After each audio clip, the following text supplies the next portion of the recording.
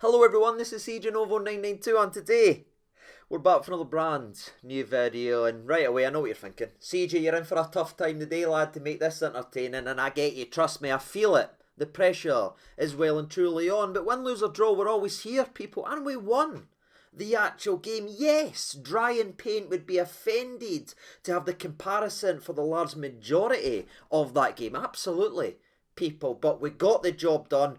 Relatively injury free, I believe, from the game, and we scored a couple good goals. So strap yourselves in, ladies and gentlemen. We're here to talk about us getting further in a cup competition, as the final score was Rangers 3, Raith Rovers 0. And aye, people, as you could probably tell, it wasn't the greatest game if you actually missed it, but I'm not going to be overly critical to these players or anything like that, say they can't be bothered or anything like that. They got the job done. Again, you can only really dance with what you're actually given, people, and I was a wee bit disappointed in the way that Raith Rovers actually approached this game. Now, of course, I'm not sitting here and I'm saying, oh, these boys for the chap should be coming here and playing gun-ho or anything like that, but they're actually a good footballing side, ladies and gentlemen, and if I made a preview video yesterday, if I was able to make one, I'd have said that they do play some nice stuff and they do have some good talented players, and I think when they go away for this game, they'll probably think they never really showed that, despite a 5-minute spell maybe in the second half when they showed what they're actually capable of. They actually went for the more tried and trusted sort of formation and style and everything like that you maybe see in Scottish football, and that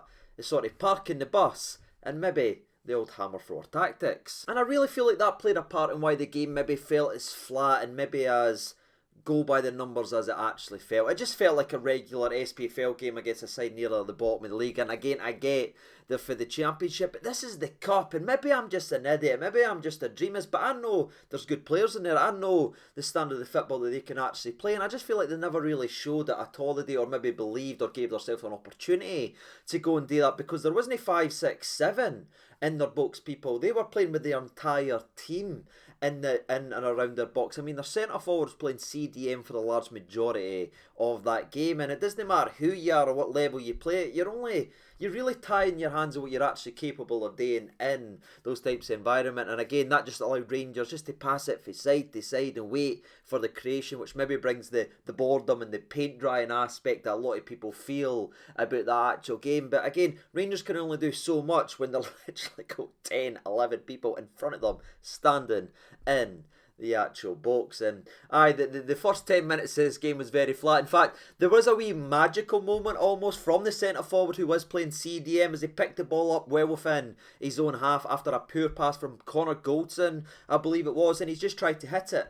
I mean, it was nearly Kamal Roof-esque, if you will. It was nearly a Humphreys this season, if you want, for Hearts, but it ends up rolling about 10, 15 yards wide. But it was a moment, at least, and that was genuinely the most exciting thing to happen in the first 10 minutes, as this Rangers team tried and was just like, wow, there is no one coming to put pressure on at all. They're genuinely just standing there. But after 10 or so minutes of figuring it out, Rangers actually got an attack going that got beyond the two Banksy 5 and everything like that, as Lundstrom and Tavernier combined down the right hand side very well. Lundstrom cuts it back inside the box, and Tavernier hits a shot that is very well saved by the goalkeeper.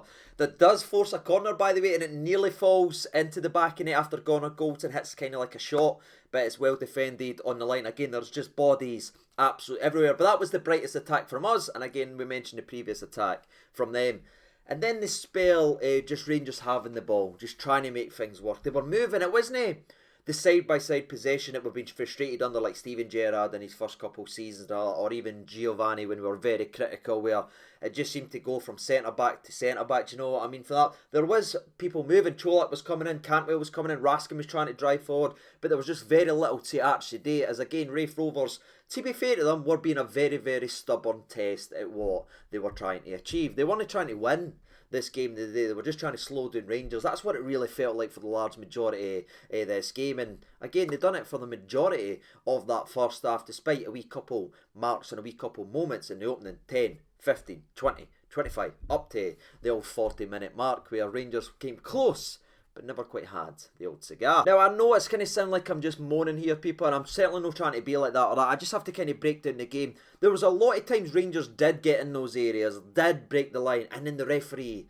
would stop the game. And now, I'm not going to go down this rabbit hole or anything. I'm just going to talk about a rule that drives me mental. I've talked about it a couple of times here on the channel. It's the fake head knock, gone down, stopping the game, jumping back up soon as the whistle goes. Now, I'm not sitting here trying to belittle head knocks or anything. I mean, I've had one in a game, people, you know what I mean? I've been there, done it, and I ended up playing the rest of the game with a concussion because the referee never checked on me. My missus at that time had to look after me for like the next 3 days. I was seeing stars.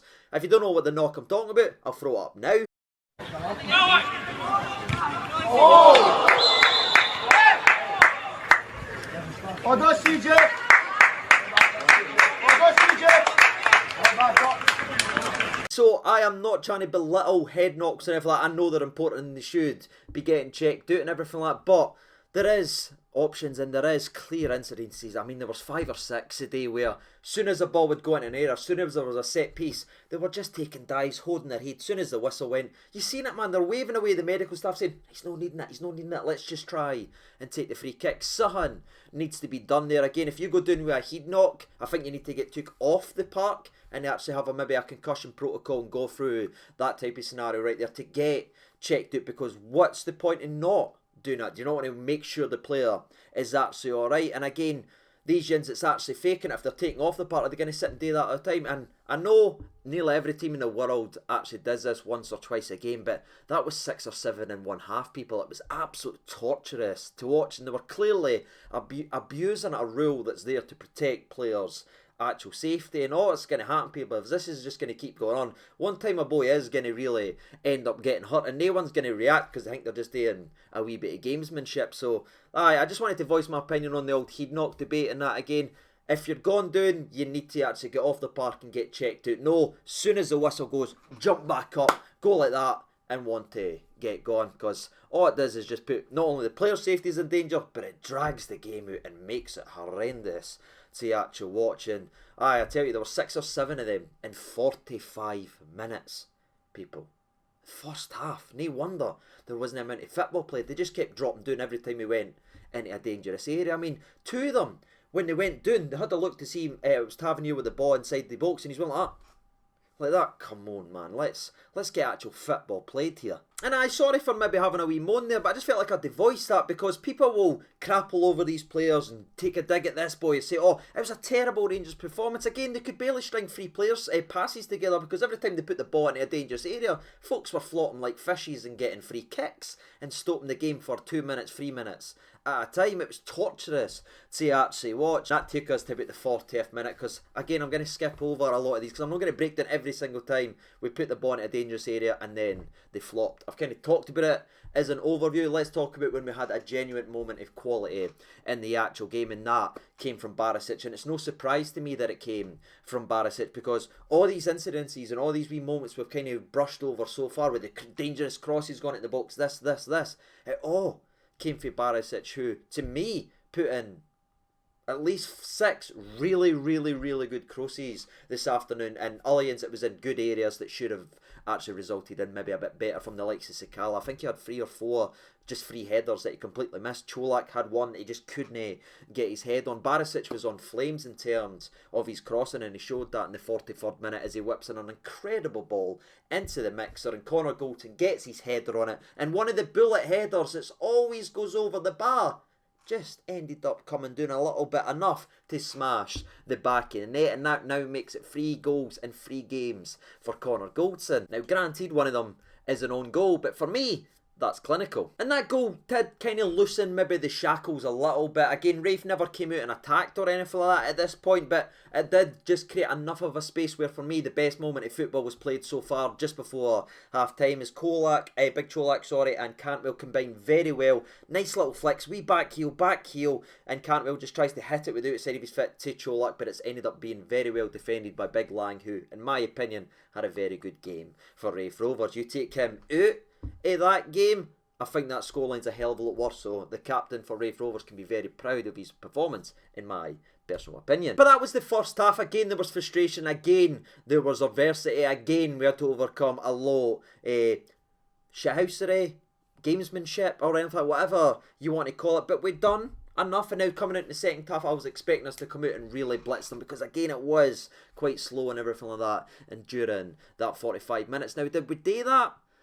It depends how you look at it. I mean, within the first 5 minutes of the restart, we did hit the old beans on toast people, as another corner comes in, it falls to Tavernier, it ends up hitting it, and it sort of rebounds off a player and ends up hitting the post. I think they were looking for a handball, but for me, VAR should be looking at the fact that a boy ran behind Ben Davies and just shoved him completely from behind. That's probably what VAR should have looked at, rather than these phantom handballs that I genuinely cannot stand that football is turning in. And it's like, where's the boy's hand supposed to go? Thankfully it wasn't given, even though I'd have been delighted if Tavernier did score it. But football won on that occasion, and Tavernier's effort gets deflected onto the post. At least that was positive. Then the tempo petered out again a little bit for the next 4 or 5 minutes. Then it jumped back up as Barisic whips in another great cross that Sakala has to bury, man.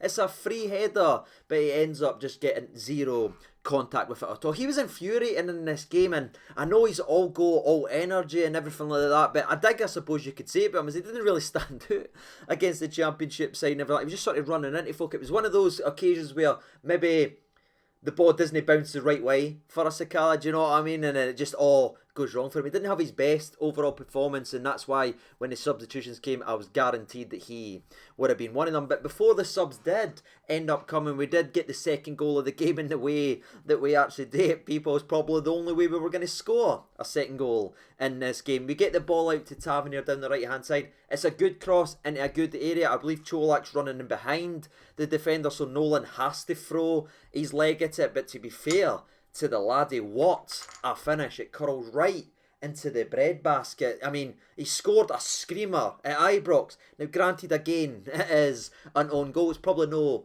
how he drew up, but what a finish for the big man, is what an assist for Tavernier as well. And that second goal really killed this game stone dead. Again, Raith didn't really play like they had any belief to reach in the latter stages, in my opinion. So Beale ran the actual changes as he brought on Suter, Ridvan. Congratulations, great to see the two of them on the park, and Scotty salute and Arfield, who I was pretty excited to see coming into this game, just because again his movement, because I knew how defensive Raith was actually going to go. But it has to be said, the first team to really react after those substitutions, removing Barisic, who again was my man in the match up to that moment. You removed Connor Goldson, and right away they attacked down that side, spun John Suter like he wasn't even there. I think the player runs away for Raskin in the middle, as well as I believe it's Ross that forces Alan McGregor into a phenomenal save with his feet. This man had nothing to do. He was sitting there on a deck chair just having a few of these for the large majority. But again, when we needed him to step up in that moment, he was huge. And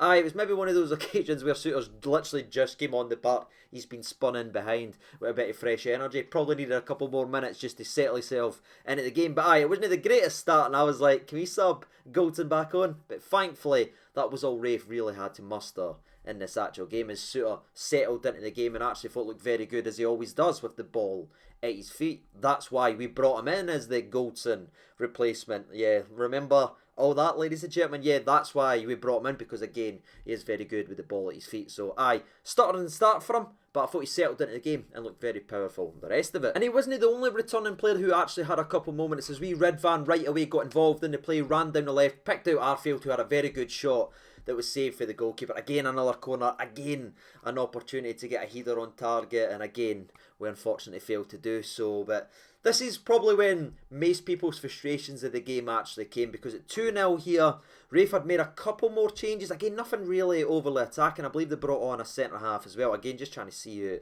the actual game. But we never really went for the throat. We were just kind of passing, just trying to get them to come out, and they never really came out, and that's what brought on the other changes that Michael Beale went ahead and made as well. As he brought off both Kent and Cholak for Hadji, and Alfredo Morelos, and I thought Kent was really specifically poor in this game. Everything just sort of bounced off him. Like, people say I didn't criticise Kent, but it must just be in one video that you watch and you didn't hear me say I criticise everyone fairly, whether I like them or not, ladies and gentlemen. I thought Kent was really off the boil in this game, and it was great to see Hadji come on, and Hadji reminded everyone that, again, yes, he's not up to that level just yet because how serious his injury was, but he has got quality, because how did the third goal come about? It was Hadji drifting into an area, picking the ball up, spinning his man. He plays a beautiful through ball to Cantwell, who gets his head up, ladies and gentlemen, and makes the extra pass. There is 2 or 3 players in our team that makes that pass. Todd and Cantwell is 2 of them, ladies and gentlemen, as he slips out Scotty Arfield, and Arfield does what he does is he puts the ball into the back of net and drops one of these. Was it hit directly at the goalkeeper? Yes, but the goalie dived, and that is the only thing that matters. And it's funny because I know it's Raith Rovers, I know it's the cup and everything like that, but if there was a player or players in our team like the Cantwells and the Tillman, if there was ever going to be someone who would probably perfectly fit with the likes of Arfield and love to play with an Arfield, it's that little triangle right there, people, because you could see Arfield, every time Cantwell got it, and you're able to watch the game back, he was constantly making the runs because he knows Cantwell's got the intelligence to actually find them. And it was great to see us making the extra pass, and it was great to see us getting the third goal that well and truly killed this game off, which was simmering below, boring up to that point. And that was it. Morelos had another opportunity as well just before the game does, as it gets played in behind, but Alfredo Morelos 1v1, you usually know how that ends up, as McDonald makes a pretty decent save in that aspect. And that's it, ladies and gentlemen. I'm not going to break down it into entire detail. Again, it wasn't the greatest game to watch, but it was a tough test for this side in terms of how to break it down, their patience. And I thought Raskin was great again in the middle of the park. I thought Cantwell just continues, he just looks like he's played here for years, and I know that's such a cliche thing to actually say, but you know what I mean by that. He's played 5, 6, 7 games and everything like that, but it looks like he's been here, just such an important part and a heartbeat in this middle of the park. So it wasn't the greatest game, ladies and gentlemen, but we got through the test, we move on in the cup, and again, some people got vital minutes, and we keep on trucking along. What about you? Let me know your thoughts and opinions down there in the old comment section below. For me, my overall man of the match was Barisic. I thought he was absolutely excellent in this game. I know he came off in the 65th minute. If I have to pick someone who played longer, I'd give it to Todd Cantwell for about the second time in 3 matches. What about you? I'd love to know what your thoughts and opinions are in this game, and who stood out to you. Let me know your thoughts down in the comment section below. And as always, I've been CJ Nova92. Thank you so much for watching, and bye.